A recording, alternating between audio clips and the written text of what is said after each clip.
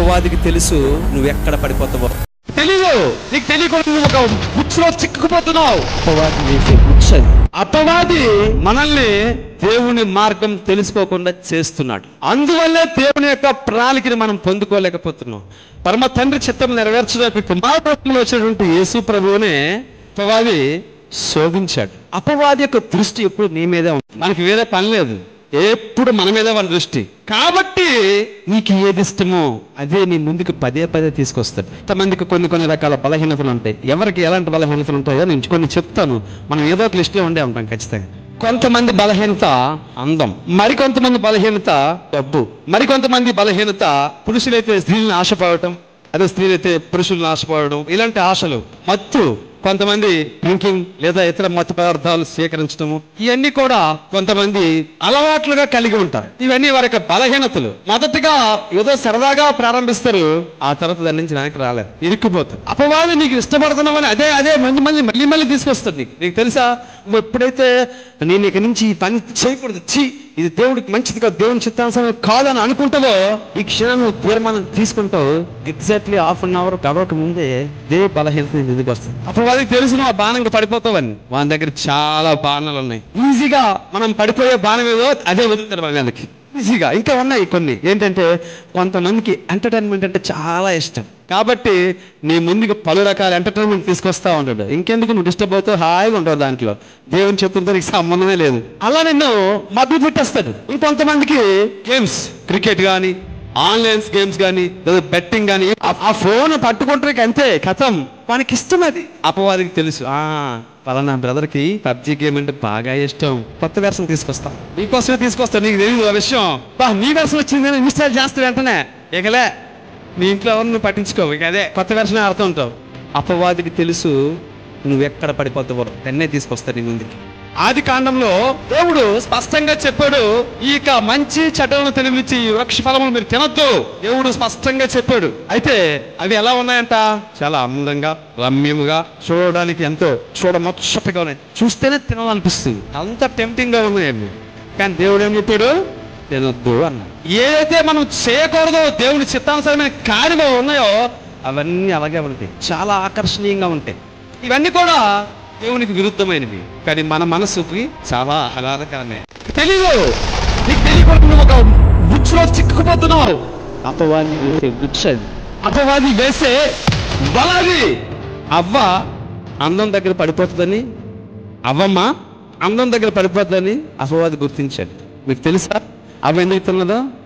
తెలుసా మీకు ఆ పండ్లు అవ్వ ఎందుకు తిన్నదో? ఎందుకనంటే మీరు చావనే చావరు, ఈ పండ్లు తిని దినమున మీ కన్నులు తెరబడతాయి, మీరు అందంగా తయారవుతారు, దేవ దూతల వలె తయారవుతారు అని చెప్పాడు. చూడండి కావాలంటే అక్కడ దేవ దూతల వలె మీరు తయారవుతారు, మీకు తెలియదు అని చెప్పింది అపవాది వచ్చి. అవ్వతో అవునా దేవదూతలుగా అయిపోతున్నా, అందంగా అయిపోతున్నా అనుకుందేమో పాపం తల్లి, చిన్నది పోయి ఆమె తిని ఆ ఫలముల్లో కొన్ని ఆయన భర్త కూడా ఇచ్చింది. అయిపోయాయి.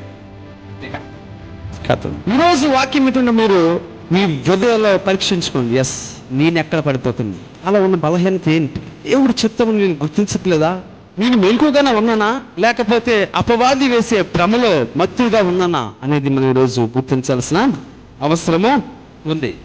దేవుడు మీకోసం ఒక ప్రణాళిక కలిగి ఉన్నాడు, ఒక ఉద్దేశం కలిగి ఉన్నాడు. అది ఎలాంటిదంటే మంచిది, చాలా ఉన్నతమైనది. ఈరోజు నువ్వు ఆయనకు అప్పగించుకుంటే, నువ్వు ఆయనకి సమర్పించుకుంటే ఆయన ఒక మంచి పొజిషన్ కూడా నేను నడిపిస్తాను. ఆయనకి అప్పగించుకోకుండా నీ ఆశలు లేదా నీ కోరికలను నువ్వు నెరవేర్చుకోవడానికి ఇష్టపడినట్లయితే నీకు తెలీదు, నువ్వు అనుకుంటున్నావు నాకు ఇష్టం కాబట్టి నేను ఈ ఆట ఆడతా, నాకు ఇష్టం కాబట్టి నేను చేస్తా, నాకు ఇష్టం కాబట్టి నేను చూస్తా అని నువ్వు అనుకుంటున్నావు. కానీ నీకు అసలు విషయం తెలియదు ఏంటంటే నీకు ఇష్టం కాబట్టి నీ ముందుకు అదే వాళ్ళు వస్తుంది, మళ్ళీ అదే గాలం పడుతుంది, మళ్ళీ అదే గాలం పడుతుంటుంది. అపవాదం వేసిన ప్రతిసారి ఆ గాలంకి చిక్కిపోతున్నావు. కాబట్టి నా ప్రియ సహోదరి సహోదరుడా, నీ బలహీనత ఏంటో నీకంటే బాగా అపవాదికి తెలుసు. దేవుడు నీకోసం ఒక మంచి ప్రణాళికను నీవు తల్లి గర్భమందు పుట్టక మునిపే రూపొందించుకుని ఉన్నాడు. నా ప్రియ సహోదరి సహోదరుడా, ఎలాంటి ప్రణాళికలు అంటే అవి ఉన్నతమైనవి, అవి సమాధానకరమైనవి. మరి వాటిని నువ్వు పొందుకుంటున్నావా? వాటిని పొందుకోవడానికి ఆ తండ్రి సన్నిధిలో నువ్వు అడుగుతున్నావా? దేవుడు నిన్ను మంచి స్థానంలో ఉంచాలని ఆశపడుతున్నాడు. ఈరోజే నువ్వు ఆయనకు సమర్పించుకో. ఇది సమయం, ఇది this is the right time నువ్వు ఆయనకు సమర్పించుకోవటానికి. ఎందుకని నువ్వు ఈరోజు సమర్పించుకోకూడదు? ఏవి ఆటంకంగా ఉన్నాయి? నీ బలహీనతలా, లేదా నీ ఆశలా, నీ కోరికలా? ఏం బలహీనతలు అడ్డుగా ఉన్నాయి? ఏ బలహీనతలతో నిన్ను అపవాది అడ్డుపడుస్తున్నాడు? నువ్వు జయించలేవా? ప్రభువుకి సహాయం అడుగు. అవును ప్రభువా, నా జీవితంలో ఇది అడ్డుగా ఉంది ప్రభువా, నేను దీన్ని జయించలేకపోతున్నాను నాయన, దీనివలన నేను చదువుకోలేకపోతున్నా, లేదా దీనివలన నేను ఒక మంచి పొజిషన్లోకి వెళ్ళలేకపోతున్నా, దీనివలన నీ స్వరం నేను వినలేకపోతున్నా అనేది నీకు తెలుసు. దేవునితో ఒప్పుకో, దేవునితో ఒప్పుకో. మాట్లాడు. ప్రభువా నీకు వందనాలు నాయన. ఈ సమయమున వాక్యములో మీరు నడిపించినందుకు మీకు వందనాలు, స్తుతులు, స్తోత్రములు చెల్లిస్తున్నాం ఆయన. ఇక్కడ ఉన్నటువంటి యవనస్తులందరినీ మీరు జ్ఞాపకం చేసుకోండి. ప్రతి వ్యక్తిని జ్ఞాపకం చేసుకోండి. వయస్సు భేదంతో కూడా సంబంధం లేకుండా నీ చిత్తమును గుర్తించి ఇప్పుడైనా నీ చిత్త ప్రకారము అడుగులు వేయటానికి మాలో ప్రతి ఒక్కొక్కరికి నీ సహాయం చేయమని మమ్మల్ని అందరినీ నీ కృపగల హస్తాలకి అప్పగించుకుంటూ యేసయ్య నామములో ప్రార్థిస్తున్నాం పరమ తండ్రి. ఆమేన్.